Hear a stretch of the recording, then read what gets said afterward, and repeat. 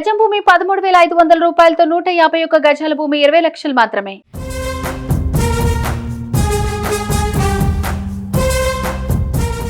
ఆంధ్రప్రదేశ్లో వైఎస్ షర్మిల ఎవరైతే జగన్ సోదరి ఉన్నారో వైఎస్ షర్మిల రాబోయే ఎన్నికల్లో ఎవరి తరఫున ప్రచారం చేయబోతున్నారు? ఇప్పుడు చాలా ఆసక్తికరంగా మారింది ఈ మాట. ఎందుకంటే వైఎస్ షర్మిల కొంతకాలంగా జగన్కి దూరంగా ఉంటున్నారు.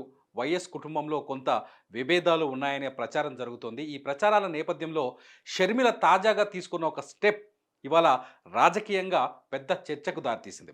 ఆ చర్చ కారణం ఏంటి అంటే, ఎవరైతే జగన్కి వ్యతిరేకంగా ఉన్నారో, ఎవరైతే జగన్ ప్రభుత్వంతో పోరాటం చేస్తున్నారో ప్రతిపక్షంలో ఉండి, అదే చంద్రబాబు కుటుంబానికి, నారా కుటుంబానికి క్రిస్మస్ పండగ సందర్భంగా వైఎస్ షర్మిల గిఫ్ట్లు పంపించారు. అట్లాగే 2024వ సంవత్సరంలో మీకు మంచి జరగాలి అంటూ ఆమె శుభాకాంక్షలు తెలియజేశారు. షర్మిల పంపించిన ఈ సందేశం ఎవరికి వ్యతిరేకం, ఎవరికి అనుకూలం అనేది ఇప్పుడు అతిపెద్ద చర్చగా మారుతోంది. ఎందుకంటే షర్మిల మొన్న జగన్ బర్త్డే జరిగింది. జగన్ పుట్టినరోజు నాడు షర్మిల తన సొంత సోదరుడు ఎప్పుడైనా ఇంటికెళ్ళి శుభాకాంక్షలు తెలియజేసే షర్మిల ఈసారి కనీసం ట్విట్టర్లో కానీ సామాజిక మాధ్యమాల్లో కానీ జగన్కి ఎటువంటి శుభాకాంక్షలు తెలియజేయలేదు. జగన్కు శుభాకాంక్షలు తెలియజేయకపోవడంతో పాటు అదే సందర్భంలో ఇటు క్రిస్మస్ సందర్భంగా నారా కుటుంబానికి గ్రీటింగ్ కార్డ్స్ అండ్ గిఫ్ట్లు పంపించారు. ఈ విషయాన్ని స్వయంగా టీడీపీ జాతీయ ప్రధాన కార్యదర్శి నారా లోకేష్ తన ట్విట్టర్లో పేర్కొన్నారు. షర్మిలకి తిరిగి ధన్యవాదాలు కూడా తెలియజేశారు. ఇదంతా చూస్తుండబోతుంటే రాబోయే ఆంధ్రప్రదేశ్ ఎన్నికల్లో షర్మిల ఖచ్చితంగా వైఎస్ జగన్కు అనుకూలమైన ప్రచారం చేస్తారా, వ్యతిరేకమైన ప్రచారం చేస్తారా, ఒకవేళ ఎన్నికల్లో ప్రచారానికి ఆమె వెళ్తారా అన్నది అతి పెద్ద సస్పెన్స్గా మారుతోంది. షర్మిల ఎప్పుడైతే కాంగ్రెస్ పార్టీతో దోస్తీ మొదలైందో, షర్మిల కాంగ్రెస్ పార్టీకి మద్దతు ఇచ్చారో తెలంగాణ ఎన్నికల్లో, అప్పటి నుంచి షర్మిలకు కాంగ్రెస్ పార్టీలో కీలకమైన బాధ్యతలు అప్పచెప్తారు. కాంగ్రెస్ పార్టీలో చేరబోతున్నారు. ఆమె త్వరలో తన పార్టీని మెర్జ్ చేస్తారనే ప్రచారం కొనసాగుతోంది.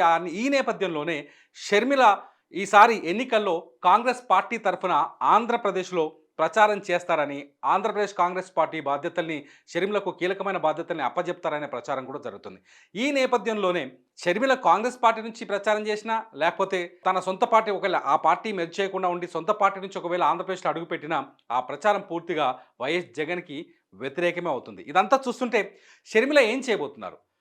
చంద్రబాబుకి శుభాకాంక్షలు తెలియజేశారు, నారా కుటుంబానికి శుభాకాంక్షలు తెలియజేస్తున్నారు, తన సొంతనకి శుభాకాంక్షలు తెలియజేయడానికి ముందుకు రాలేదు, ఆమె బర్త్డే విషెస్ కూడా చేయలేదు. ఇదంతా చూస్తుంటే ఆంధ్రప్రదేశ్లో వైఎస్ జగన్మోహన్ రెడ్డి గవర్నమెంట్ ఓడిపోవాలని షర్మిల కోరుకుంటున్నారా, వచ్చే ఎన్నికల్లో టీడీపీ గెలవాలని ఆమె ఆకాంక్షిస్తున్నారా అన్నది ఇప్పుడు రాజకీయ వర్గాల్లో ఆసక్తికర చర్చకు దారితీస్తుంది. ఎందుకంటే 2024లో మీకంతా మంచి జరగాలి అంటూ ఆమె లోకేష్కి నేరుగా, నారా కుటుంబానికి నేరుగా విష్ చేయడం, గ్రీటింగ్ కార్డ్స్ పంపించడం, ఇదంతా చూడబోతుంటే, ఎందుకంటే మొదటి నుంచి వైఎస్ఆర్ ఉన్నప్పటి నుంచి షర్మిల కావచ్చు, లేకపోతే అప్పుడు జగన్ కావచ్చు, వైఎస్ఆర్ ఉన్నప్పుడు పూర్తిగా టీడీపీని కానీ చంద్రబాబు నాయుడు కానీ ఆయన కుటుంబాన్ని కానీ పూర్తిగా వ్యతిరేకిస్తూ వస్తుంది వైఎస్ ఫ్యామిలీ.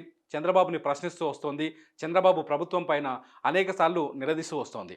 ఈ సందర్భంలో ఇటువంటి పరిస్థితుల్లో ఇవాళ షర్మిల పూర్తిగా తన మనసు మార్చుకోవడం, షర్మిల నారా కుటుంబానికి శుభాకాంక్షలు తెలియజేయడం, ఒక కొత్త రిలేషన్షిప్ని, స్నేహభావాన్ని ఏర్పాటు చేసుకునే ప్రయత్నం చేయడం చూడబోతుంటే ఖచ్చితంగా ఆంధ్రప్రదేశ్ ఎన్నికల్లో షర్మిల పాత్ర చాలా కీలకంగా ఉండబోతుందనే చర్చకు తెరలేసింది. ఖచ్చితంగా షర్మిల వచ్చే ఎన్నికల్లో జగన్కి వ్యతిరేకంగా ప్రచారం చేస్తారు అని చెప్పేసి తెలుగుదేశం పార్టీలో ఇప్పటికే చర్చలు కూడా, తెలుగుదేశం కార్యకర్తలు కావచ్చు, తెలుగుదేశం ఫాలోవర్స్ కావచ్చు, కొంత చర్చిస్తున్న సందర్భం ఏర్పడింది.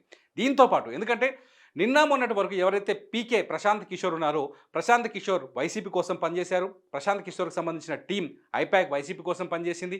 వైసీపీలో ఉన్న డేటా, లేకపోతే వైసీపీలో ఏ నాయకుడు ఏ నియోజకవర్గంలో బలంగా ఉన్నాడు, ఏ నాయకుడు ఏ నియోజకవర్గంలో బలహీనంగా ఉన్నారు, ఎవరిని ఎక్కడ పోటీకి నిలబెట్టాలి, ఈ సలహాలన్నీ ఇచ్చిన ఐపాక్ అధినేత ప్రశాంత్ కిషోర్ సడన్గా ప్లేట్ ఫిరాయించారు. 2 రోజుల క్రితం టీడీపీ అధినేత చంద్రబాబు నాయుడిని కలిశారైనా చంద్రబాబుతో కూర్చొని రాజకీయ వ్యూహాలకి పదును పెట్టడం మొదలుపెట్టారు. ఇదంతా చూస్తూ ఉంటే జగన్కు వ్యతిరేకంగా ఒక వ్యవస్థని నిర్మించే ప్రయత్నం జరుగుతుందేమో అనిపిస్తుంది. వచ్చే ఎన్నికల్లో జగన్తో బలంగా పోరాటం చేయడానికి టీడీపీ కూడా అన్ని ప్రయత్నాలు చేస్తుంది, అది స్పష్టంగా అర్థమవుతోంది. ఇద్దరు పీకలతో పాటు ఇప్పుడు షర్మిలను కూడా తమ కూటమిలో కలుపుకుంటారా?